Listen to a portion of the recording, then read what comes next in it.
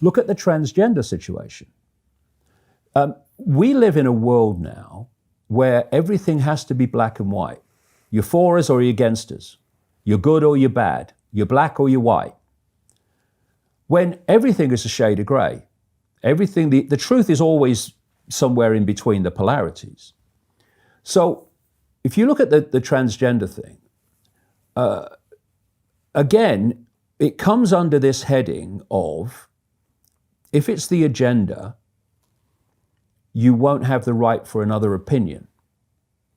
Because if you're trying to sell the idea that there is no biological difference between men and women, well, you're on a loser, because you can't win that debate. But if you silence the opposition and you intimidate them into silence through abuse and all the rest of it that comes from that, then you don't have to win the debate. Of course, there is no debate, and your view will prevail, and we're seeing it prevail all the time. Now, this is the difference. If people feel that they're in the wrong body, that's none of my business. It's their business. And if they want to self-identify as a sex different to their body, good luck to you, mate. It's your right to do that, and B, it's none of my business. But that's not what it's about. That's the foot in the door. The foot in the door says we must not discriminate against transgender people. Okay, my hands go up. Absolutely agree with you. We shouldn't we discriminate against anybody? But that's when it starts, and then it starts to move. And now suddenly you can't say this, you can't say that, you can't have this opinion, you can't have that opinion. If you're a parent and you don't like what's being taught to your kids at school, then you're a bigot, and you're a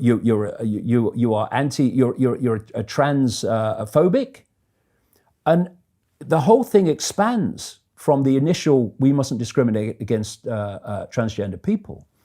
And now we have this situation now where if you argue against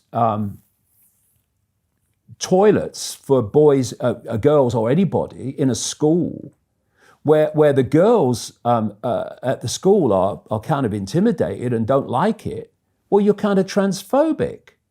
Now, this is what happens when the agenda kicks in. And we won't have time to go into it now, but I go into it in the books, particularly my last book, about what this transgender agenda is really about. And it's absolutely nothing to do with stopping discrimination against transgender people, nothing.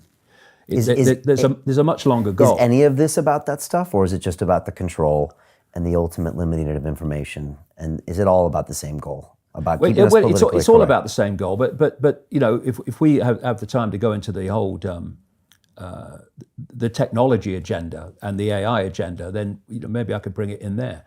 But the point being that when it's the agenda, everything gets ridden over roughshod. I'll give you an example.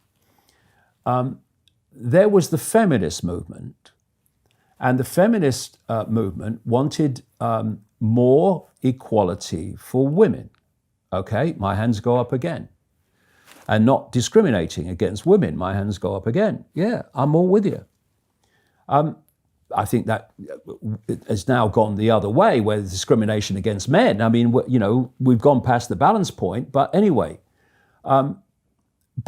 so feminism was, if you like, the politically correct subject of the time. But now this other agenda's coming in, which is the transgender agenda, which is now usurping the feminist agenda. It means that if you're a feminist, this is now, you can see it widely, if you're a feminist and you don't, for instance, think that women's sport should be destroyed as a competition, and it is being increasingly, by people with male bodies that identify as women taking part in women's sport. I mean, who do they think is going to win the weightlifting? If women, as we've seen with people like Martina Navratilova, the tennis player, and others, If you then, as someone representing women, say this is destroying our sport, you are now a transphobic. You are now this and anist and whatever, because you're getting in the way of the agenda. It's nothing to do with what's right and what's fair and how it's affecting women and women's sport. It's nothing to do with young girls at school that feel uncomfortable with being in toilets with boys. Nothing to do with, for instance, some examples I put in my last book, in a hostel for women suffering domestic violence, are told that they have to share a room with a man because the man self-identifies with being a woman. And if they don't like it, well, they can leave. This is not about fairness. It's not about justice. It's not about inclusion. It's about exclusion on behalf of basically an agenda. We're going to make this happen. And although, we were supporting you before because that was the agenda then, you've been overridden by another area of the agenda now, so we're going to ride over you as well. Okay, so it's another tool created to divide us, is what you're saying. To divide us, and it's also deeper than that. And again, what happens is when you create manufactured discrimination, what gets lost? Real discrimination.